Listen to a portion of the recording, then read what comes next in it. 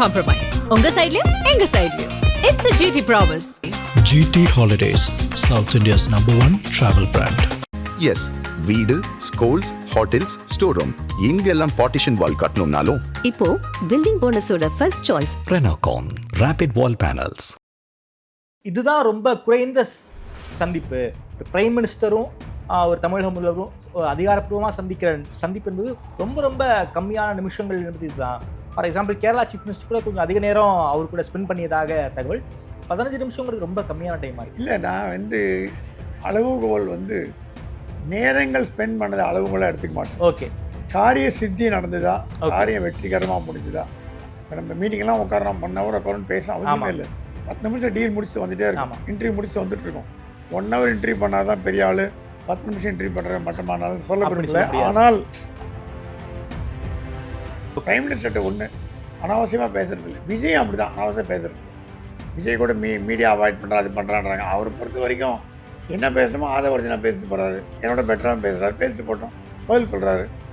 எல்லாருக்கும் எல்லாம் தெரியும்னு சொல்ல முடியாது. அப்படி பார்த்தீங்கன்னா மோடி ஃபஸ்ட்டு 10 வருஷம் எந்த மீடியாட்டு பேசினார்? என்ன பண்ண போகிறீங்க, மெஜாரிட்டி ப்ரூவ் பண்ண போகிறீங்களா?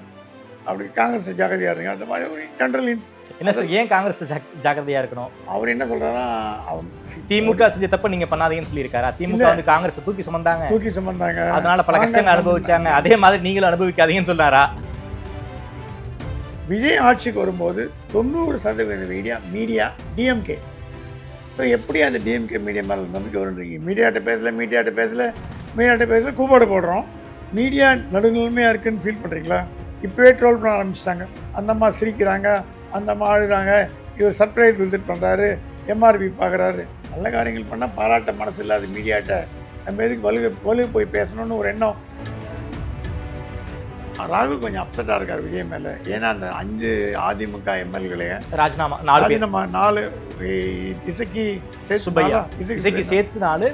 நீங்கள் 5 யாரை சொல்கிறீங்கன்னு எனக்கு புரியுது. விஜய் பாஸ்கர் நினைக்கிறோம் வருவாரா? வரத்துக்கு வாய்ப்பு உண்டு. ஆனால் திருமாவேல் அவங்களுக்கு கோபமே இல்லை சார். இருக்காங்க. எங்களுக்கு மந்திரி போய் கொடுக்காம இவர் கொடுத்தீங்களேன்ற கோபம் இருக்கு, கண்டிப்பா இருக்கு. ஏன்னா வன்னியரசு தான் சார் ஜெயிச்சாரு. வன்னியரசு ஜெயிக்கிறது அப்படி இப்படி திருமாவளவன் இன்னைக்கு என்ன சொன்னாரு? நான் எம்எல்ஏவாக போட்டி போட்டதை தடுத்தது திமுக. கவர்னர் பதவியும் மத்திய அமைச்சர் பதவியும் வேண்டான்னு எம்எல்ஏ போட்டி போடுறாங்க. பவர்ஃபுல். அங்கே நம்ம ஒன்று கவனிக்க தரட்டும் சார். மத்திய அமைச்சர் பதவியோட எம்எல்ஏ பதவி பவர்ஃபுல்லுங்கிறீங்களா? இனி எதனால் அப்போ முருகன் போட்டி போட்டார்? முருகனை கேளுங்க. தெரியல சார், உண்மையாலுமே எனக்கு அவரை கேளுங்க சார். எனக்கு தெரிஞ்சு என்னுடைய அரசியல் சிற்றறிவுக்கு எட்டின வரைக்கும் எம்எல்ஏ பதவியோட மத்திய அமைச்சர் பதவி தான் பதவி போடலாம். நயினாரை பொறுத்த வரைக்கும் அவர் அன்றைக்கே ராஜினாமா கொடுத்துட்டார். தேர்தலில் தோற்ற மறுநாள் டெல்லியில் கொண்டு ராஜினாமா கொடுத்துருவாங்க. அவர் மேலே தப்பு இல்லை, மாரல் ரெஸ்பான்ஸ் எடுத்துட்டார். ஆதனையர்களுக்கு அன்பு வணக்கம். இன்று நம்மோடு மூத்த பத்திரிகையாளர் திருமிகு பிரகாஷ் எம் சுவாமி அவர்கள் இருந்துள்ளார். வணக்கம் சுவாமி சார். வணக்கம். நலமா இருக்கீங்களா சார்? நல்லா இருக்கேன், தேங்க்யூ. தமிழக முதல்வர் விஜய் அவர்கள் முதல்வராக பதவியேற்ற பிறகு முதல் முறையாக டெல்லி போய் பிரதமர் அவர்களை பார்த்தாரு. ஒரு பிரதமர் கிட்ட ஒரு லென்த்தி டிஸ்கஷன்லாம் சொல்ல முடியாது, ஒரு 10 நிமிடம் தான் இந்த சந்திப்பு நடந்தது அப்படின்னு செய்திகள்லாம் ரிப்போர்ட் ஆயிருக்கு. பிரதமர் கிட்ட என்ன கோரிக்கை வச்சார் என்பதை பிரஸ் ரிலீஸாக வெளியே கொடுத்தாங்க. ஒரு 4 கோரிக்கையை பிரைம் மினிஸ்டர் கிட்ட முதல்வர் தமிழக முதல்வர் விஜய் அவர்கள் வச்சிருக்காரு. அதையும் தாண்டி இன்னொரு ஆச்சரியமான சம்பவம், உள்துறை அமைச்சர் அமித்ஷா அவர்கள் விஜய் அவர்களுக்கு நேரம் கொடுக்கல. இன்னொரு இன்ட்ரெஸ்டிங் ஃபேக்டர் என்னன்னா, அன்னைக்கு தான் கேரளா சீஃப் மினிஸ்டர், அதுவும் காங்கிரஸ் சீஃப் மினிஸ்டர், அவருக்கு டைம் கொடுத்துருக்காங்க. ஆனால் விஜய் அவர்களுக்கு டைம் கொடுக்கல. என்ன சார் இது? நாம் எப்படி புரிஞ்சுக்கிறது? தமிழக முதல்வர் விஜய் அவர்களுடைய டெல்லி பயணம் பற்றி உங்களுடைய பார்வை என்ன நடந்திருக்குது டெல்லியில்? விஜய்க்கு பிரதமர் அலுவலகத்தில் சிறப்பான மரியாதை கொடுக்கப்பட்டது. பிரதமர் ரொம்ப சந்தோஷப்பட்டாராம். ஜெயின் கில்லர் அப்படின்னாராம். ஓகே. திமுகவை தோக்கடித்தவர் அப்படிங்கிற முறையில் ரொம்ப விஜய் ஒரு ஜெயின் கில்லர் பிரைம் மினிஸ்டர் வாயால் பாராட்டு பெற்றார். யங் மேன், நல்லா பண்ணுங்க, உங்களுக்கு என்ன ஹெல்ப் பண்ணும். ஃபார்மாலிட்டி இதெல்லாம் சும்மா ஒரு என்ன சொல்கிறது, ஒரு விஷயப்படுத்தும் வார்த்தைகள். அப்புறம் கேட்டாலும் நல்லபடியாக ஆட்சி பண்ணுங்கள், உங்களுக்கு பெரிய ரெஸ்பான்சிபிலிட்டி இருக்குது, மக்கள் உங்களை தேர்ந்தெடுத்திருக்காங்க. திராவிட கட்சிகள் இல்லாமல் ஒரு ஆட்சி 60 வருஷம் கழிச்சு பார்த்தீங்கன்னா நீங்கள் தான். காங்கிரஸ் ஜாகிரதையாக இருங்க. அது மாதிரி ஜென்ரல் அட்வைஸ்லாம் கொடுத்துருக்காரு. கொடுத்துட்டு என்ன வேணும்னு கேட்டாரா, இந்த மாதிரி நிதி வேணும்னு கேட்டாரா. கண்டிப்பாக நான் தமிழ்நாட்டு மக்களுக்கு நான் ஏமாற்ற மாட்டேன். நீங்கள் ப்ராஜெக்ட் ரிப்போர்ட் கொடுங்க, கரப்ஷன் ஊழல்லாம் பார்த்துக்கோங்க. ஏன்னா போன கவர்மெண்ட்டில் வந்து பாதி ஃபில்டர் ஆகி போச்சு. ஓகே 100 கோடி 100 கோடி கொடுத்தோன்னா 50 கோடி லஞ்சம், 50 கோடி தான் ப்ராஜெக்ட்லேயே போச்சு. ஸோ அது லாஸ்ட்லாம் வந்து காரணம் லஞ்ச ஊழல் தான். அது க்ளீன் அட்மினிஸ்ட்ரேட் கொடுங்க, நான் எல்லா ஹெல்ப் பண்ணி தரேன். தமிழ் தாயை பற்றி பேசுகிறதுக்கு ப்ரோட்டோக்கால்ஸ் இதெல்லாம் வந்து ஃபாலோ பண்ணி தான் ஆகணும். என்னன்னு நான் பார்க்குறேன்னு இருக்காராம். அப்புறம் வந்து சொன்னாங்கன்னா எஜுகேஷன் பாலிசியில் வந்து ரொம்ப ஸ்ட்ரிக்டாக இருந்தார் ஸ்டாலின். அந்த மாதிரி இருக்க வேணாம், ஏழைங்களுக்கு உதவி பண்ணுங்கிற எண்ணத்தில் நீங்களும் நானும் இருக்கோம். பிஎம்சினாலும் நிறைய வரப்போகுது, நவோதய பள்ளிக்கூடம் நிறைய வரப்போகுது. அவங்க வந்து இதை கொள்கை சார்ந்து எதிர்க்கலை, கட்சி சார்ந்து எதிர்த்தாங்க. மிஸ்டர் விஜய், நீங்கள் முன்னே ஒன்று மட்டும் பண்ணுங்க, கட்சியும் அரசியலையும் ஆட்சியும் ஒன்றும் பண்ணாது. அது வேறு இது வேறு. ஆட்சியை தனியாக நடத்துங்க, அரசியல் தனியாக நடத்துங்க. என்னோட பிரதர் மாதிரி அட்வைஸ் பண்ணுறேன். அதனால் வந்து நீங்கள் மத்திய அரசாங்கத்தை நான் ஆதரிக்கணும்னு நான் சொல்ல மாட்டேன். மத்திய அரசாங்க திட்டங்களை நீங்கள் பயன்படுத்தி புத்தாலத்தனமாக நடந்துங்க. தமிழ்நாட்டு மக்கள் நியாயம் அந்த மாதிரி ஜெனரலாக சொல்லி விட்டாராம். ஜென்ரலாக பேசினார் ஒரு 5 நிமிஷம். ஷால் கூட வந்து ஆதவர்ஜனா யாரும் போல, சாய்குமார் சீஃப் செக்ரட்டரி மட்டும் தான் போயிருக்காரு. ஏன்னா prime minister office lot of protocols ஆகுது, எல்லாம் வாக்கின்லாம் பண்ண முடியாது. அப்ரூவல் கொடுத்து பேக்ரவுண்ட் செக் பண்ண போகிறோம். அந்த அமைச்சராக இருந்தால் கூட எடப்பாடி கொஞ்சம் லாங்குவேஜ் ப்ராப்ளத்தினால கூட கூப்பிட்டு போயிருப்பாரு. விஜய்க்கு என்ன ஸ்டடி லாயலா, விஜய்க்கு அந்த ஆங்கில லாங்குவேஜ் பேரியர்லாம் பேரியரே கிடையாது, பிரமாதமாக இங்கிலீஷ் பேசுவார். ஸோ அதனால் வந்து இங்கிலீஷ் தான் பேசி தான் கேள்விப்படுறோம். பிரதமர் வந்து என்னால் முடிஞ்ச ஹெல்ப் நான் தமிழ்நாட்டுக்கு பண்ணித்தரேன், நல்லபடி சிறப்பாக பண்ணுங்க, ஆசீர்வாதம் பண்ணி அமிச்சார். ஆனால் 10 நிமிஷங்கிறது 15 நிமிஷம் 10 நிமிஷமாக டிபேட்டபிள் பாயிண்ட். ஏன்னா சார் அதை விடுங்க சார், 10 நிமிஷமா 15 நிமிஷமாங்கிறதுக்கு போகலை. நம்ம இதுதான் ரொம்ப குறைந்த சந்திப்பு. ஒரு பிரைம் மினிஸ்டரும் ஒரு தமிழக முதல்வரும் அதிகாரப்பூர்வமாக சந்திக்கிற சந்திப்பு என்பது ரொம்ப ரொம்ப கம்மியான நிமிஷங்கள் என்பது இதுதான். For example Kerala chief minister கூட கொஞ்சம் அதிக நேரம் அவர் கூட ஸ்பெண்ட் பண்ணியதாக தகவல். 15 நிமிஷங்கிறது ரொம்ப கம்மியான டைமாக இருக்குது. இல்லை, நான் வந்து அளவுகோல் வந்து நேரங்கள் ஸ்பெண்ட் பண்ணது அளவுகோலாக எடுத்துக்க மாட்டேன். ஓகே, காரிய சித்தி நடந்ததா, காரியம் வெற்றிகரமாக முடிஞ்சுதா. இப்போ நம்ம மீட்டிங்லாம் உட்காரோம், 1 ஹவர் உட்காரன்னு பேச அவசியமே இல்லை. 10 நிமிஷம் டீல் முடிச்சுட்டு வந்துட்டே இருக்கும், இன்டர்வியூ முடிச்சுட்டு வந்துட்டு இருக்கோம். 1 ஹவர் இன்டர்வியூ பண்ணால் தான் பெரிய ஆள், 10 நிமிஷம் இன்டர்வியூ பண்ணுற மட்டமானாலும் சொல்லப்படுறதில்ல. ஆனால் எல்லா முதலமைச்சர் மாதிரி விஜய் வந்து கோரிக்கை மனுவாக கொண்டு போயிருக்காரு. ஓகே, என்ன வாயா வார்த்தையில் சொல்லி பிஎம் ஞாபகம் வச்சு நோட்ஸ் எடுத்துக்கலாம் முடியாது. மனு கொண்டு டேக் ஆக்ஷன் கொடுத்தா செக்ரட்டரி பண்ணிட்டு போகிறோம். ஸோ மனு ரெடியாக எடுத்து போயிருக்காரு. சாய்குமார் கூட, சாய்குமார் சில விஷயங்கள்ல எக்ஸ்பிளைன் பண்ணியிருக்காரு. சிஎஸ் இது மாதிரி இதெல்லாம் பண்ணுறோம், இதெல்லாம் பண்ணுறோம், இதெல்லாம் பண்ணுறோம், ஸ்கீம்ஸ் எல்லாம் பண்ணுறாரு, நியூ ஸ்கீம்ஸ் எல்லாம் பண்ணியிருக்கோன்ற எக்ஸ்பிளைன் பண்ணிட்டார். ஸோ அதுக்கு மேலே டாபிக் இல்லைங்கிற பொழுது சும்மா என்ன சினிமா அடுத்து நடிக்க போகிறீங்க அந்த மாதிரி பேச இவருக்கோ டைம் இல்லை. அவரும் பிரதமருக்கு அடுத்தடுத்து எங்கேஜ்மெண்ட் போயிட்டே இருப்பார். ஸோ ஒரு மீட்டிங் கன்க்ளூஷன் ஆகிடுதுன்னா அதை ட்ராக் ஆன் பண்ணுறது ரொம்ப கஷ்டம். ஓகே, இங்கே எனக்கு தெரிஞ்ச வரைக்கும் விஜய் கேட்டார், பதில் சொன்னார், அவர் கேட்டால் இவர் பதில் சொன்னார், சொல்லியாச்சு. அவர் விஜய் ஒரு 50 லிஸ்ட் 100 லிஸ்ட் கொண்டு போகல. நீட்டை ஒழிக்கணும், அதை ஒழிக்கணும், இந்தியா ஒழிக்கணும், அந்த மாதிரிலாம் ஒன்று கொண்டு போகல. அவர் கொண்டு போன முக்கியமான 4 பாயிண்ட்டு இந்த மாதிரி இப்படி இருக்குது, லா அண்ட் ஆர்டர் நல்லா இருக்குது, நல்லா டெவலப் பண்ணுறோம். அப்புறம் கொஞ்சம் பர்சனலாக கேள்விலாம் கேட்டாரலாம். டிஎம்கே என்ன பண்ணுறது, எப்படி இருக்குது, அதெல்லாம் ஆஃப் த ரெக்கார்ட் கேள்விகள் கேட்டிருக்கார். என்ன பண்ண போகிறீங்க, மெஜாரிட்டி ப்ரூவ் பண்ண போகிறீங்களா, அப்படி காங்கிரஸ் ஜாக்கிரதையாக இருங்க, அந்த மாதிரி ஒரு ஜென்ரல் என்ன சார். ஏன் காங்கிரஸ் ஜாக்கிரதையாக இருக்கணும்? அவர் என்ன சொல்கிறாருன்னா, திமுக செஞ்ச தப்ப நீங்கள் பண்ணாதீங்கன்னு சொல்லியிருக்காரா? திமுக வந்து காங்கிரஸ் தூக்கி சுமந்தாங்க, அதனால பல கஷ்டங்கள் அனுபவிச்சாங்க, அதே மாதிரி நீங்களும் அனுபவிக்காதீங்கன்னு சொன்னாரா? நம்பிக்கை இல்லாத கட்சி, அவங்கள நம்பி கூட்டணி வச்சுக்காதீங்க. அவர் எதிர்பார்த்த மாதிரி அந்த 5 எம்எல்ஏ அதிமுக எம்எல்ஏ கட்சி தவறுது, அதை பற்றிலாம் ஒன்றும் பேசவே இல்லை. ஓகே, ஏன்னா அது அவர் இன்டர்னல் மேட்டர். பிரைம் மினிஸ்டர்கிட்ட ஒன்று அனாவசியமாக பேசுறது இல்லை. விஜய் அப்படி தான் அனாவசியம் பேசுறது இல்லை.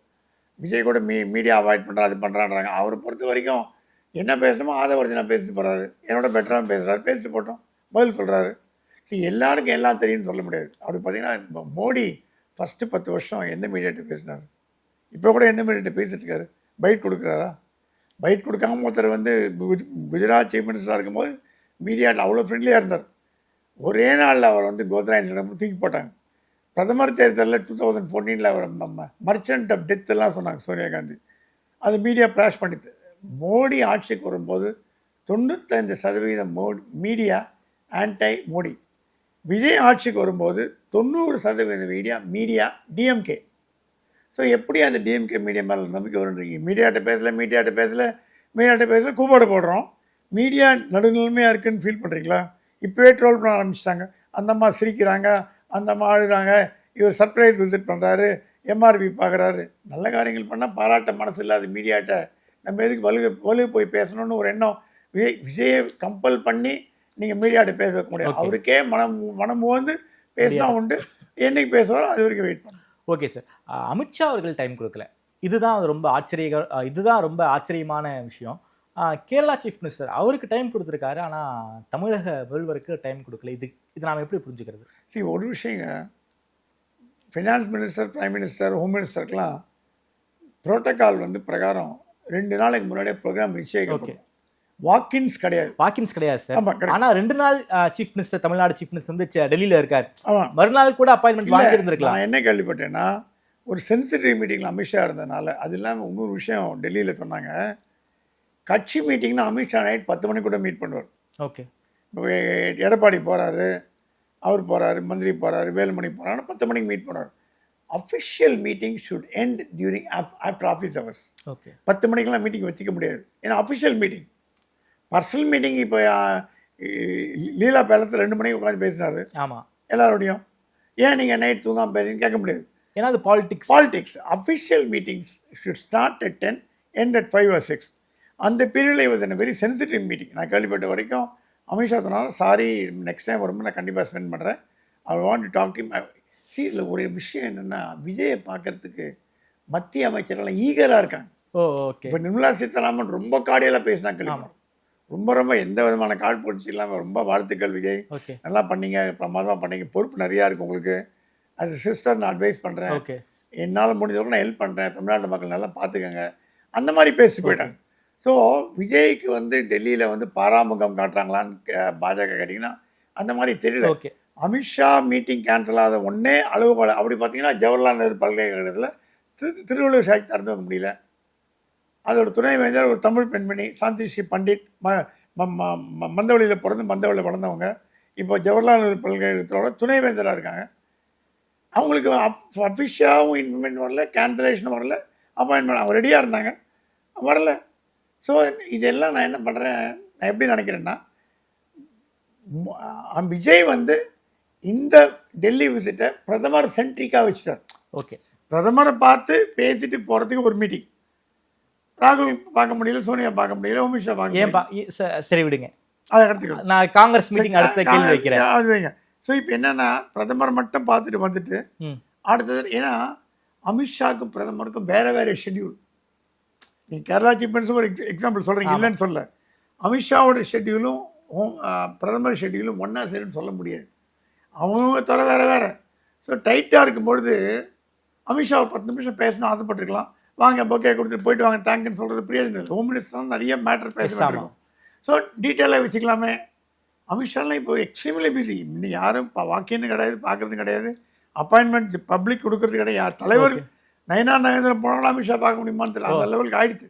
ஸோ அமித்ஷா மீட்டிங் கொடுக்கவில்லை என்பதை மட்டுமே வைத்து விஜயோட டெல்லி பயணம் தோல்வி அமைதி போச்சுன்னு நினச்சாங்கன்னா அவங்க கண்ணோட்டமாக இருக்கலாம். என்னை பொறுத்த வரைக்கும் ஓரளவுக்கு வெற்றின்னு தான் நான் சொல்லுவேன். ஓகே சார், டெல்லி போனார், பிரதமரை பார்ப்பாருன்னு எல்லாருக்கும் உறுதியாக தெரியும். அதே சமயம் இன்னொரு செய்தியும் பரப்பப்பட்டது, 10 ஜன்பத் அங்கே வந்து விஜய்க்கு வந்து விருந்து தயாராகிக்கிட்டு இருக்கு அப்படின்லாம் வந்து சில செய்திகள்லாம் வந்து வெளியாச்சு. ஏன் வந்து காங்கிரஸ் தலைமையுடைய அந்த மீட்டிங் வந்து டெல்லியில் நடக்கலை? அதுக்கு கர்நாடகா இஷ்யூ தான் காரணமா, இல்லை வேறு ஏதாவது இஷ்யூ இருக்கா? சரி, நான் கேள்விப்பட்ட வரைக்கும் விஜய் வந்து ஒரு very keen to meet Sonia Gandhi. ஏன்னா சோனியா ஒரு வருஷமாக பார்க்கல, சோனியா நம்ம பார்த்து ஆசீர்வாதம் வாங்கிறது ரெடியாக இருந்தார், ராகுலும் ரெடியாக இருந்தாங்க. 2 விதமாக கேள்விப்படுறோம். ஒரு விதமாக கேள்விப்பட்டது, சித்தராமையா பிடிவாதம் முடிக்கிறார், போக மாட்டேன்னு. ராஜ்யசபா எம்பி கொடுத்தா கூட முடிச்சுக்க மாட்டேன், அவர் ராஜ்யசபா எம்பி வேணான்னு சொல்லிட்டாரு. ஆமாம். ஸோ அவரை சித்தராமையா அவர் கண்ட்ரோல் பண்ணி அவரை சரி பண்ணி டிகே சிவகுமார்கிட்ட பதவி வாங்கி கொடுக்கறது தலையாய கடமை. அன்னைக்கு நம்ம ப்ரையாரிட்டின்னு சொல்லுவோம், இன்றைக்கி ப்ரையாரிட்டி ஆதன் டிவி வருது, நாளைக்கு ப்ரையாரிட்டி வேறு, அந்த மாதிரி இன்றைக்கி ப்ரையாரிட்டி அவங்களுக்கு சிவகுமாரை முதலமைச்சராக உட்கார வைக்கிறது சித்தராமையா கன்வின்ஸ் பண்ண வேண்டிய ஒரு காலகட்டத்தில் இருந்தாங்க. 10 ஜன்பத். அதனால் ராகுல், சோனியா காந்தி, கார்கே, கார்கே எல்லாம் அதில் முழுமூழ்ச்சியாக இருந்ததுனால விஜய் பார்க்க முடியல. அஃப்கோர்ஸ் ஒரே நேரத்தில் 2 பேரும் ஹலோ சொல்லிட்டு போயிடலாம், பட் அவங்க அந்த மாதிரி பண்ண விரும்பாமல் கேஷ்லெஸ் சந்திக்கணும்னு பார்த்துருக்காங்க. அஃபிஷியலாக சந்திக்கணும்னு பார்த்துருக்காங்க. ஏன்னா ஒரு கூட்டணி கட்சி தலைவர் ஒரு 1/2 hour ஒன்றும் பேசுறதுல அன்றைக்கு நிலைமை வேறு. இது ஒரு பக்கம் இன்னொரு பக்கம் கேள்விப்படுறோம், ராகுல் கொஞ்சம் அப்செட்டாக இருக்கார் விஜய் மேலே. ஏன்னா அந்த 5 அதிமுக எம்எல்ஏ ராஜினாமா 4 பேர். 4 இசக்கி சுப்பையா இசைக்கு சேர்த்து 4. நீங்க 5 யாரை சொல்றீங்க எனக்கு புரியுது. விஜயபாஸ்கர் நினைக்கிறோம் வருவாரா? வரத்துக்கு வாய்ப்பு உண்டு. ஆனால் வந்து அவர் மேலே கேஸ் மட்டும் கொஞ்சம் தொங்கலாக இருக்குது. ஓகே சார், காங்கிரஸ் மேட்டர் முடிச்சுக்கலாம், அதுக்கப்புறம் பேசுவோம். ஸோ அதிமுகலேருந்து 4 எம்எல்ஏக்கள் போனது வந்து காங்கிரஸுக்கு பிடிக்கல. ஏன்னா காங்கிரஸ் வந்து என்றுமே என்ன நினைக்கும், காங்கிரஸ் விசிக்கெல்லாம் நம்மளை அண்டியே விஜய் இருக்கணும், எங்கள் கைமீறி போகக்கூடாது, ஓகே பேக் டோர்லேருந்து நாங்கள் ஆப்ரேட் பண்ணுவோம், கீ கொடுத்த பொம்மா நீங்கள் ஆட்டி வைக்கணும், அதுக்கு எங்கள் மெஜாரிட்டி சப்போர்ட் யூஸ் பண்ணுவோம். விஜய் கை தேர்ந்த அரசியல்வாதி ஆகிட்டார். நான் உங்கள் கூட்டணி கழிச்சாலும் நீங்கள் வச்சுப்பீங்க, இந்த கூட்டணி தொடரும், இந்த கூட்டணி உறுப்பினர்கள்லாம் தொடருவார்கள். பொறுத்தது எதை பொறுத்ததுன்னா உங்கள் நடவடிக்கையை பொறுத்து. ஓகே, நீ தப்பாக பண்ணீங்கன்னா பிரச்சனை. இப்போது ஏங்க ஒரு 108 வாங்கினா 118 வாங்கல முயற்சிக்கிறதுல என்ன தப்பு? கலைஞர் 99 மைனாரிட்டி கமெண்ட் கொடுத்தாரா இல்லையா? கொடுத்தாரு சார், கொடுத்தாரு. ஆனால் பெருசாக யாரும் எம்எல்ஏக்களை இழுக்கலையே சார். இழுக்கலை, அவரு காங்கிரஸ் வெளியில் ஆதரவு கொடுப்போன்னு தெரியும், அதனால அவர் இழுக்கலை. இல்லை சார், அதே பார்த்தீங்கன்னா திமுக அந்த எலெக்ஷனை வந்து திமுக தனியாக போட்டி போடல, திமுக காங்கிரஸ் 2 கம்யூனிஸ்ட் சேர்ந்து தான் வந்து அந்த தேர்தலில் போட்டி போட்டாங்க. திமுக மைனாரிட்டியாக வாங்கிட்டாங்க. இப்போ காங்கிரஸ் ஒரு 34 சீட்டு, 2 கம்யூனிஸ்டும் டீசெண்டான சீட் வாங்கியிருந்தாங்க. ஸோ அது கூட்டணி ஆட்சி, கிட்டத்தட்ட திமுக தான் ஆட்சி இல்லை, கூட்டணி ஆட்சி இல்லை. ஆனால் திமுக வந்து மெஜாரிட்டி வாங்கல. ஆனால் கூட்டணியா வந்து 160 சீட்டு வந்து திமுக கூட்டணி வாங்கியிருந்தாங்க அந்த எலெக்ஷன்ல. காங்கிரஸ் என்ன போராடினாங்க தெரியுமா? மந்திரி சபை வாங்குறதுக்கு டெல்லியாட்ட சோனியாட்டியை போய் நடையா நடந்து அவங்களால பண்ண முடியல, ஒன்றும் பண்ண முடியல. கூட்டணி ஆட்சி அமையும் என்ற இடத்தில் திமுக ஆட்சி நடந்தது. ஆமாம், அது முன்னாடி இப்போது ஸ்டாலின் கிரிட்டிசைஸ் பண்ணுறாரு, குதிரை பேரம், நாய் பேரம், நரி பேரம்னு. அனிதா ராதாகிருஷ்ணன் அமைச்சர் அதிமுகவில் திமுக வரதுக்கு முன்னாடி திருச்செந்தூரில் ராஜினாமா பண்ணிட்டு திமுக டிக்கெட்டில் போட்டு ஜெயிச்சார். ஸோ விஜய் ஒன்றும் பண்ணக்கூடாத காரியங்களில் பண்ண மாதிரி தெரியல. அது தப்பாக ரைட்டான்னு முடிவு பண்ணுறதுல அவர் தான் இருக்கார். ஏன்னா அவர் கட்சி, அவர் கவர்மெண்ட்டு அவர் ஸ்டெபிலைஸ் பண்ணிக்கணும். எத்தனை நாள் எங்கள் பின்னாடி தொங்கிட்டு இருப்பாரு. இல்லை சார், இது மாதிரி பாஜக அந்த 2006 வந்த சினாரியோ கூட 2 எம்எல்ஏக்கள் தான் அப்படி திமுகவுக்கு வந்தாங்க. இதை வந்து பாஜக ரொம்ப வழக்கமாக பண்ணியிருக்காங்க. மத்திய பிரதேசத்தில் வந்து சிந்தியா வச்சு என்ன பண்ணாங்கன்னு தெரியும், ஒரு சங்க் ஆஃப் எம்எல்ஏஸ் ரிசைன் பண்ணிட்டு பாஜகவில் போட்டி போட்டாங்க.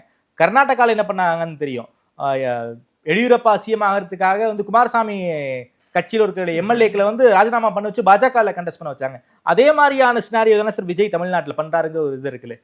பாஜக பண்ணா நியாயம், விஜய் பண்ணா தப்புன்னு எப்படி மாதிரி? இல்லை, பாஜக செய்யறதும் அநியாயம் தான், விஜய் செய்யறதும் அநியாயம் தான். பாஜக வந்து அது நியாயப்படுத்தும், பாஜக நிலையான ஆட்சியை கொடுக்கணும் அப்படிங்கிற எண்ணத்துல பண்ணும் சார். இப்போ நான் ஒரே அரசியல் ரீதியா சரி சார், மாரலி அது தப்பு சார். இப்போ ஸ்டாலின் வந்து இப்போ மைனாரிட்டி கம்பெனி வந்தாருன்னா நீங்க நினைக்கிறீங்களா கூட்டணி கட்சிகளுக்கு பதவி கொடுத்துருப்பாருங்க? நிச்சயம் கொடுத்துருக்க மாட்டாரு, கொடுத்துருக்க மாட்டாரு.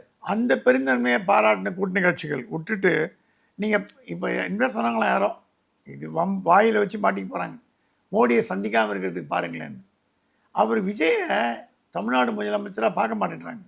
தாவேகாவோட தலைவராக கூட்டணி கட்சி தலைவர் கூட கிடையாது, கூட்டணி கட்சியில் ஒரு ஆளை தான் பார்க்குறாங்களே தவிர. ஆனால் விஜய் வந்து ரொம்ப மரியாதை வச்சுருக்கார் திரும்ப மேலே, ரொம்ப ஏறி காட்டு வச்சுருக்காரு.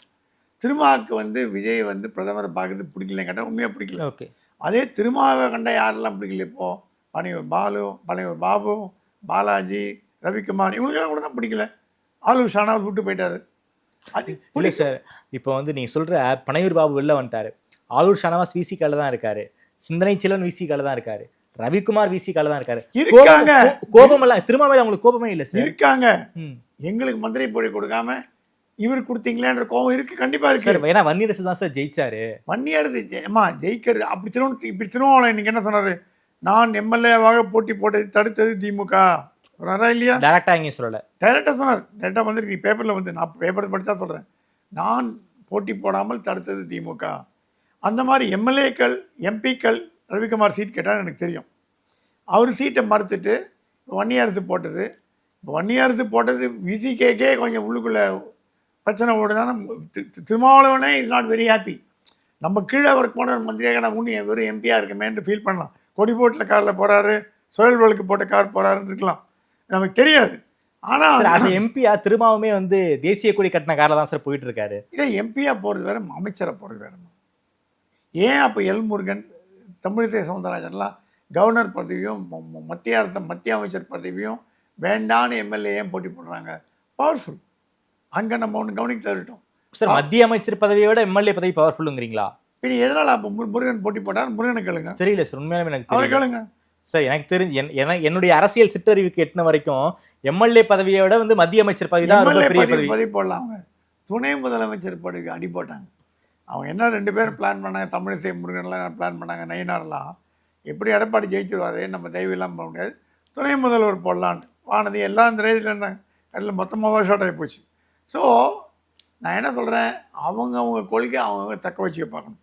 விசிகா பேக்டோர் வழியாக விஜயை இயக்கணும்னு பார்த்தீங்கன்னா, ஒரு ஸ்டேஜுக்கு அப்புறம் விஜய் அவரும் ஒரு மனிதர் தான், அவரும் ஒரு பண்பட்டவர் தான். ஒரு ஸ்டேஜுக்கு மேலே இழுத்தீங்கன்னா எலாஸ்டிக் அறுந்து போயிடும். அறுந்து போச்சுன்னா தேங்க்யூ போயிட்டு வாங்க. அந்த நிலைமைக்கு வராமல் பார்த்துக்க வேண்டியது விஜய் இல்லை, இவங்களோட நடவடிக்கை. அதிகாரிகள் நியமனத்துக்கு பின்னாடியும் திருமாவுடைய கை இருப்பதாக சொல்கிறாங்க, இதெல்லாம் உண்மையா? நிறைய இருக்கு. பேக்டோர் சீஃப் மினிஸ்டர்ன்றாங்க, ஆக்டிங் சீஃப் மினிஸ்டர்ன்றாங்க. அந்த மாதிரி ஒரு புகார்லாம் வருது. ஏன்னா அவருக்கு வேண்டியப்பட்ட, அவருக்கு நெருங்கிய திமுக அதிகாரிகளை பலரை உயரிடத்தில் வச்சு அழகு பார்த்துருக்காரு. ஸோ விஜய் வந்து ஸ்டாலின் ரெக்கமெண்டேஷன் பண்ண கேண்டிடேட்டாக இருந்தால் கூட திருமாவோட ரெக்கமெண்டேஷனில் வந்து எடுத்துக்க தயாராக இருக்கார். ஆனால் ஏன்னா திருமா மேலே விஜய் அவ்வளோ நம்பிக்கை வச்சுருக்காரு. விஜய் நம்புறார். பெரிய மூத்த அரசியல்வாதி, அவர்கிட்ட டவுட் கேட்குறது, அதெல்லாம் கேட்குறது, அந்த மாதிரிலாம். ஏன்னா அவருக்கு டவுட் வந்தால் அஃப்கோர்ஸ் அவருக்கு திறமையான அதிகாரிகள் இருக்காங்க. சாய்குமார் சீஃப் செக்ரட்டரி இருக்கார், ஜான் ஆரோக்கியசாமி இருக்கார், நிறைய ஜேசிடி பிரபாகரன் அரசியலில் கற்று தேர்ந்தவர், செங்கோட்டையனோட உங்களுக்கு அரசியல்வாதி ஒன்று உங்களுக்கு தமிழ்நாட்டில் இருக்காங்க. இருந்தாலும் சில நெளிவு செறிவுகளை அவர் வந்து கற்றுக்கிறதுக்கு இவர் வந்து திருமா தேவைப்படுறார். ஆனால் திருமா தன் அளவை அறிந்து கொண்டு செயல்பட்டால் அவருக்கு நல்லது. இல்லைன்னா கட்டி விட்டாங்கன்னா இருக்கிறது போயிடும். அப்புறம் திமுக முடியாது, இந்த பக்கம் வர முடியாது, மக்கள் நலன் கூட்டு மாதிரி தனியாக அமைச்சு போட்டி போட்டால் தான் உண்டு. இதனால் பாதகம் தாவேக்காக்கு உண்டான கிடையாது, இவங்களுக்கு தான் பாதகம்னு புரிஞ்சு நடந்தால் சரி. Okay sir. அதே போல் அதிமுகவில் ஒரு பிரச்சனை இருந்துச்சு, அந்த பிரச்சனை ஓரளவுக்கு ரிசால்வ் ஆகிடுச்சு சார். சபாநாயகர் என்ன முடிவெடுக்க போகிறாருன்னு தெரியல. 2 எம்எல்ஏக்கள் தான் எடப்பாடிக்கு எதிராக இருக்காங்க. ஒருத்தவர் சிவி சண்முகம், இன்னொருத்தவர் விஜயபாஸ்கர். சிவி சண்முகம் இன்னைக்கு வந்து மயிலத்தில் வந்து அவர் ஜெயிச்ச தொகுதி, அங்கே போய் பேசியிருக்காரு, நான் எம்எல்ஏ பதவி ராஜினாமா பண்ண மாட்டேன், 5 ஆண்டு நான் வந்து சர்வ் பண்ணுவேன் அப்படிங்கிற டோனில் பேசியிருக்காரு. விஜயபாஸ்கர் ராஜினாமா பண்ண போறாருங்கிற தகவல்கள் வந்து மீடியாவில் வந்து ரிப்போர்ட் ஆயிருக்கு. அந்த விராலிமலை விஜயபாஸ்கர் என்ன மைண்ட் செட்டில் இருக்காரு, ஏன் வந்து பதவியை ராஜினாமா பண்ணணும்? இது என்னன்னா, எடப்பாடியை மிக அதிகமாக எதிர்த்த வேலுமணியை போய் ஜாயின் பண்ணிட்டார். ஆமாம், லீமா ரோஸ் ஜாயின் பண்ணிட்டாங்க. பார்த்தீங்களா, லீமா ரோஸ் தான் இதற்கு எல்லாமே அடி போட்டது அவங்க தான். ஆணிவேர் பிள்ளையார் சுழி போட்டதே இவங்க தான். ஓகே, எல்லாரையும் வேலை கொடுத்து வாங்கி விஜய். ஆனால் அந்த விஷயம் சார், மருமகனுக்கு எதுவும் சீர் கொடுக்கணும்னு பார்த்தாங்களோ? இல்லை, அதிமுகவில் இருந்து எம்எல்ஏக்கள் அனுப்பி ஒரு மாமியார் விட்டு சீரா கொடுக்கணும்னு லீமா ரோஸ் விஜய் ரொம்ப சில விஷயத்தில் கரெக்டாக இருக்காரு. என்ன சார் சொல்றேன்? வந்தவங்களெல்லாம் எடுத்துக்கிறதா இல்லை, விஜயபாஸ்கர் எடுத்து பாரான் டவுட்ல அவர் மேலே கேஸ் இருக்கு. இப்போ அந்த 4 எம்எல்ஏக்கள் மேலே பெருசாக ஒன்றும் கேஸ் இல்லை மாதிரி தெரியல. விஜய் என்ன பண்ணாராம், யாராவது புதுசாக கட்சியில் இந்த அதிமுக திமுகலேருந்து மினி கட்சியை விட்டுருங்க, ஜாயின் பண்ணோன்னா ஜேசிடி பிரபாகர்கிட்ட அப்ரூவல் வாங்கிட்டாங்க. ஜேசிடி பிரபாகர் அவங்களோட ஆரம்ப காலத்துலேருந்து அவங்களோட பேக்ரவுண்டை செக் பண்ணி அதிமுக செக் பண்ணிட்டு எடுத்துக்கலாம் அப்படின்னு ஏன்னா ஏன் ஜேசிடி பிரபாகர் எம்ஜிஆர் காலத்து அரசியல். ஆமாம், பெரிய போஸ்டில் இருந்தார், எம்ஜிஆரோட நெருக்கமான ஜெயலலிதாடி இருந்தார். அப்புறம் சில காரணங்களை ஓரம் கட்டப்பட்டார், இப்போ வந்துட்டார். ஸோ ஜேசிடியை வந்து இந்த கூட்டணியில் சேர்த்துக்க வேண்டுமா வேணாமாங்கிறத அட்வைஸ் கேட்க வேண்டிய ஜேசிடி இருக்கார். இப்போ விஜயபாஸ்கர் எங்கே என்னன்னா திருசங்கு சொர்க்கம், இந்த பக்கம் போக முடியாது, அந்த பக்கமும் போக முடியாது, அந்த பக்கம் எடுத்துப்பாங்களான்னு தெரியாது. ஏன்னா அவசரப்பட்டு அவர் ராஜினாமா பண்ணுறதை விட ராஜினாமா பண்ணிட்டா வச்சுங்க, நாளைக்கு வேறு யாராவது போட்டாங்கன்னா பண்ணுவார். நான் உங்களை பண்ண சொல்லி இப்போது இந்த 4 பேருமே விஜயோட அனுமதியுடன் கட்சியில் இணைந்தார்கள், அனுமதியுடன் ராஜினாமா பண்ணார்கள், அனுமதி மறுபடியும் போட்டி போட போகிறாங்க. அந்த அஷூரன்ஸ் விஜயபாஸ்கருக்கோ சிவி சண்முகம் கொடுத்தா மாதிரி இதுவரைக்கும் எனக்கு தெரியல. இதுவரைக்கும் தெரியல. நாளைக்கு ராஜினாமா பண்ணிட்டு டிவிகே 2 வேட்பாளர் போட்டு டிவிகேலாம் ஸ்வீப் பண்ணிடும். விஜய் போடணும் அவசியமே, ஆட்டோமேட்டிக்காக ஜெயிச்சிடும். அப்போது நடுத்தரில் ஒடுக்குமே எம்எல்ஏ பதவியும் போச்சு. நான் சிவி சண்முகம் ராஜ்யசபா ரிசைன் பண்ணிட்டு வந்தார். ஆமாம், ராஜ்யசபா எம்பி ராஜினாமா பண்ணிட்டு வந்தார். திரிசங்கு சொர்க்கத்தில் 2 பேர் இருக்காங்க. இப்போ அதுக்கு ஒரு கூடிய விரைவில் அடையாளம் கிடச்சிடும். இண்டிபெண்ட்டாக எம்எல்ஏ இருக்கலாம், இல்லை திருப்பி எடப்பாடி காலில் திருப்பி இதாக பண்ணிக்கலாம். இவங்க 2 பேர்னால தான் கொஞ்சம் பரிதாபத்துக்குரியது தான் இவங்க 2 பேர் நிலைமை தான். தமிழ்நாடு அரசியல் களத்தில் பார்க்கக்கூடாத காட்சிகள், நடக்க முடியாத காட்சிகள் எல்லாம் நடந்துகிட்டு இருக்கே சார். சட்டமன்ற, அதாவது செக்ரட்டரியேட் இருக்கக்கூடிய இடத்துல ராஜினாமா பண்ணி எம்எல்ஏக்கள் ராஜினாமா பண்ணிட்டு தலைமைச் செயலகத்திலே மாற்றுக் கட்சியில் இணையக்கூடிய சம்பவம்.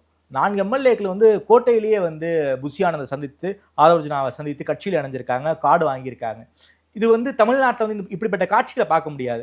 ஒன்று கட்சியில் இணைகிறதா இருந்தால் ஹெட் குவார்ட்டர்ஸ் தான் இணைவாங்க.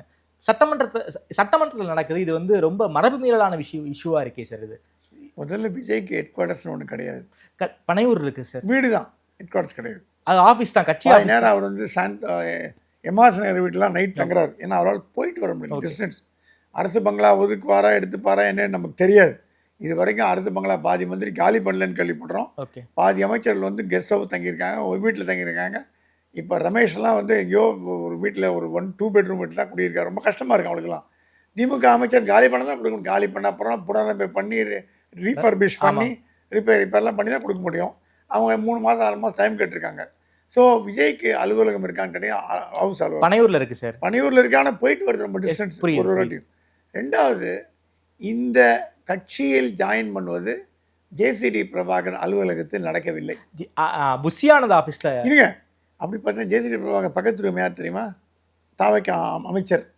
இந்த பக்கத்து ரூம் யார் தெரியுமா? தாவைக்க அமைச்சர். சபாநாயகர் என்பவர் அக்கட்சிகளுக்கு அப்பாற்பட்டவர் இருந்தால் கூட அவர் தூக்கி ஓரமாக நீங்கள் உட்கார வைக்கல. எம்எல்ஏ அசம்பிளி எங்கே இருக்கோ அங்கே தான் உண்டு. ஆமாம், அங்கே தான் சீனிவாசன் செயலாளர் உட்காந்துருக்கார். அந்த அறை தான் அசம்பிளி கருதப்படும். அதுக்கு அடுத்த அறையெல்லாம் அமைச்சர்களோட. இப்போ கட்சிக்காரன் அமைச்சரை பார்க்க வந்தானா கோட்டைக்கு வராத, வீட்டுக்கு பாட சொல்ல முடியும்? இல்லை சார், அது சந்திப்பெல்லாம் சந்திப்பு கட்சியில் அவங்க ஜாயின் பண்ணிக்கிறாங்க. எம்எல்ஏவா தன்னுடைய பதவியை ராஜினாமா பண்ணிட்டு கீழே ராஜினாமா பண்ணிட்டு மேலே போயிட்டு ஜாயின் பண்ணுறாங்க. இது மாதிரியான பல சம்பவங்கள் தமிழ்நாடு அரசியல் நடந்திருக்கு. அது எதுவுமே கோட்டை வளாகத்தில் நடக்கல, ஒன்று கட்சி ஆஃபீஸில் நடக்கும். ஓபிஎஸ் கூட தன்னுடைய பதவியை ராஜினாமா பண்ணிட்டு அறிவாலயத்திலாம் கட்சியில் இணைஞ்சாரு. ஸோ இன்னைக்கு கோட்டையிலேயே நடக்குது இல்லை சார். அதுதான் ராஜினாமா பண்ணது ஏற்றின உடனே அவங்களோட சுய விருப்பம் ராஜினாமா பண்ணிட்டு போனாமா ஜாயின் பண்ணலாமாங்கிறது, எங்கே ஜாயின் பண்ணாங்கிறது இஷ்யூ இல்லை. நீங்கள் சொல்லிக்கலாம் கோட்டையில் ஜாயின் பண்ணிக்க வேணாம், அவாய்ட் பண்ணியிருக்கலாம். பட் காலத்தின் கருதி பனையூருக்கு விஜய் வருவாரா? வரமாட்டார். புஷி ஆனந்துக்கு எங்கே ஆஃபீஸு? புஷி ஆனந்த் விஜய் இல்லாமல் புஷி ஆனந்த் அவர் வீட்டுக்கு போவாரா? எவ்வளோ கேள்விகள் இருக்குது. புஷி ஆனந்த் இவங்களெல்லாம் கூட்டிகிட்டு பஸ் ரைடு மாதிரி இங்கேருந்து காரில் கூட்டிகிட்டு பனையூருக்கு போய் அங்கே 2 மணி நேரம் செலவு பண்ணி திருப்பி 2 மணி நேரம் டிராஃபிக்கில் நடக்கிற காரியமா அது? ஸோ புஷி ஆனந்த் அலுவலகம் என்பது அமைச்சர் அலுவலகம். அங்கே கட்சிக்காரரெல்லாம் அவன் கரை போட்ட கரெக்டாக வந்துதான் இருக்கான், பார்த்துருக்கான், பொக்கே கொடுக்குறான். அன்றைக்கி கூட எல்லோரும் நிறைய பாருங்க. ஸோ அது அமைச்சர்கள். அப்படி பார்த்தீங்கன்னா சட்டசபை கூட்டம் எங்கே நடக்குது? அசம்பிளி இப்போ தாவேகா உறுப்பினர்கள் கூட்டம், திமுக உறுப்பினர்கள் கூட்டம், அது அங்கே தான் நடக்குது. ஸோ அரசியல் இல்லாமல் செக்ரட்டரியேட் இருக்கான்னு கேட்டிங்கன்னா கிடையாது. இல்லை சார், அது அரசியல். அது சட்டசபை நடக்கும் போது அந்த மாதிரியான கூட்டம் நடக்கும். அரசியல் தானே அது. கட்சியில் நடக்க ஜாயின் பண்ணக்கூடியதும் அரசியல் தான். அது செக்ரட்டரியேட் இருக்கக்கூடிய இடத்துல நடந்தது இல்லை. தப்பா மாதிரி தெரியல. அது ஏன்னா காலத்தின் நேரம் கருதி மாலை என்ன பண்ணாங்க, ஏதாவது மீட்டிங் பண்ணி பேசினாங்க. விஜய் வாழ்க, விஜய் எங்களோட நிரந்தர முதல்வர் அந்த மாதிரி சொன்னாங்களா? சாலை போட்டாங்க, வாங்கிட்டு போயிட்டு காடை வாங்கிட்டு போயிட்டு இருந்தாங்க. அது ஒன்றும் மாபெரும் குற்றமாக நான் கருதலை. மேபி இந்த மாதிரி அடிக்கடி நடந்தாங்கன்னா ஒரு ப்ராப்ளம் வரலாமே தவிர வெறுமே கோஷம் போடாமல் போயிட்டு போனதில் ஒன்றும் ப்ராப்ளமாக இருக்காமல் எனக்கு தெரியல. ஏன் தமிழ்நாடு பாஜக ரொம்ப அமைதியாக இருக்காங்க? வென்டிலேட்டர் இருந்தால் என்ன பண்ண முடியும்?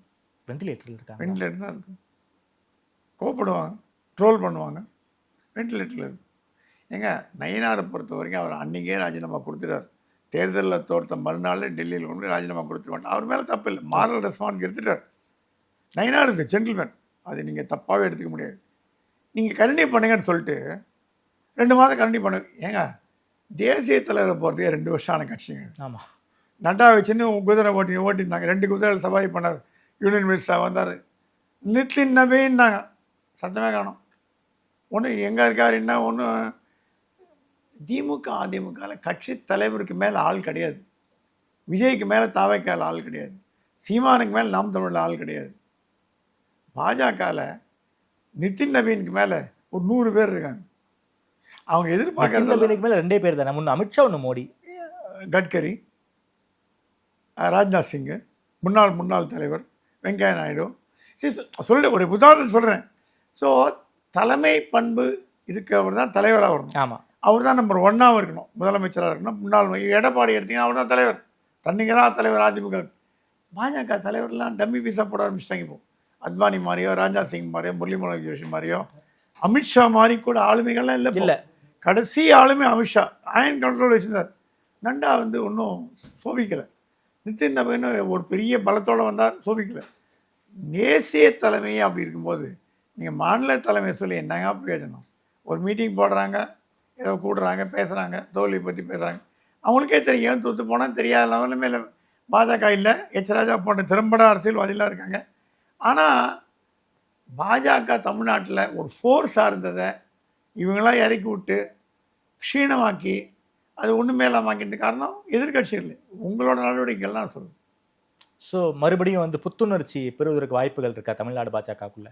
தலைமை நல்ல தமையாக அமைஞ்சால் புத்துணர்ச்சி வரும். நடுவில் பேசுகிறாங்க வினோத் செல்வம், எஸ்.ஜே. சூர்யா, இவங்கெல்லாம் போட போகிறதா ஒரு ஆனந்த பிரியா, அதெல்லாம் பேச்சு வருது. அண்ணாமலை சார், அண்ணாமலை ஒன்றும் தெரியல. இப்போது நான் என்ன கேட்குறேன், அண்ணாமலையாலேயே டேக்கிள் பண்ண முடியாதவங்க பண்ணார் தமிழிசை, முருகன். அண்ணாமலை டஃப் ஃபைட் கொடுத்தாங்க. ஆமாம் ஆமாம், வார் ரூம்லாம் க்ரியேட் பண்ணி அண்ணாமலை பற்றி தப்பாக எழுதி, ஏன்னா அவங்களுக்கு பிடிக்கல. சத்தியமூர்த்தி பவன் மாதிரி ஆயிடுச்சு. அடுத்து சத்தியமூர்த்தி பவனில் ஒன்றும் தலைவரே போடல. செல்வபிறந்தே ராஜா தேர்தல் முன்னாடி ராஜினாமா பண்ண போறேன்னு பண்ணிட்டாரு. இன்டர்வியூ பிரசிடெண்டாக இருக்கான். அப்போ கமலாலயமும் சத்தியமூர்த்தி பவனும் கிட்டத்தட்ட ஒரே லெவலில் இருக்குது. ரெண்டுமே வெண்டிலேட்டரில் இருக்குது. ரெண்டுமே தலைமை கிடையாது. ரெண்டுமே இன்டர்வியூ தலையில் ஓட்டுது. ரெண்டு தலைமையும் தமிழ்நாட்டை மதிக்கலை. தேசிய தலைமைகள் தமிழ்நாடு கட்சிகளை மதிக்கலை. அந்த பிரச்சனைலாம் பாரதிய ஜனதா கட்சியில் அப்படியே தொங்குது. இப்போ நீங்கள் எஸ்.ஜே. சூர்யாவோ, வினோத் செல்வமோ, ஆனந்த பிரியாவோ போட்டிங்கன்னா எப்படி அவங்களால இவங்களை கண்ட்ரோல் பண்ண முடியும்? தமிழிசையோ, எல் முருகனையோ, பொன்னாரையோ, நயனாரையோ, வானதியோ கண்ட்ரோல் பவர் கிடையாது. டம்மி பீஸ் ஆடுவாங்க. டம்மி பீஸை போட்டு கட்சியை வளர்க்கணும்னு ஆசைப்படுறீங்களா, இல்லை நல்ல தலைவரை போட்டு கட்சியை வளர்க்கணும்னு ஆசைப்படுறீங்களாங்கிறத மத்திய பாஜக தான் முடிவு பண்ணும். ஓகே சார், தமிழ்நாடு அரசியல் தொடங்கி இந்திய அரசியல் வரைக்கும் பல்வேறு விஷயங்களை பற்றி ரொம்ப வெளிப்படையாக பேசியிருக்கோம். நேர்ந்து கொடுத்து பேசியமைக்கு நன்றி. நன்றி.